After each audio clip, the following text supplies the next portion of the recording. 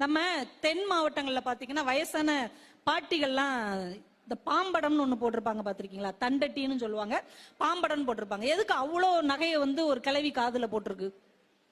எவனா அத்துட்டு போறதுக்கு தானே. யாராவது யோசிச்சு பார்த்துருக்குறோமா? எதுக்கு ஒரு வயசான கிழவி காதுல போய் இவ்வளவு நகை போட்டிருக்காங்க அப்படின்னு? என்ன காரணம் என்றால், வயசான காலத்துல பிள்ளைங்கள்லாம் அவங்கவுங்க பாட பார்த்து ஒதுங்க போயிட்டாலும் இந்த கிழவிக்கு சாவு முதலுக்கு தன் கையில் பணம் இருக்க வேண்டும் என்பதற்காக நம்ம மண்ணின் ஏற்பாடு இது.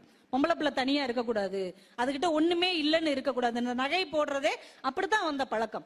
ஏன்னா ஆம்பளை பிள்ளை அதே ஊர்ல இருப்பான், வீடு வயலு சொத்து அவன் பாத்துக்குவான். பெண் பிள்ளை இன்னொரு இடத்துக்கு போயிருக்கிறது, அதுக்குன்னு கையில ஒரு உறுதி இருக்கணும் என்பதற்காகத்தான் நகைகளை பெண் குழந்தைகளுக்கு போட்டு அழகு பார்த்தார்கள். அதனாலதான் வயசான பாட்டி கூட காதுல என்ன போட்டிருப்பாங்க?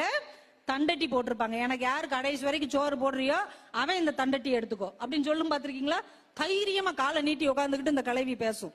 இந்த முதல் மரியாதையில வர்ற வடிவுக்கரசி மாதிரி எலே அப்படின்னு பேசும். என்ன தைரியம்? தங்கிட்ட ஒரு வருமானம் இருக்கிறது, தன்னிடம் ஒரு சொத்து இருக்கிறது என்கின்ற ஒரு அசைக்க முடியாத ஒரு நம்பிக்கையை அன்னைக்கு பெண்கள் கையில் கொடுத்திருந்தார்கள். நம்ம தென்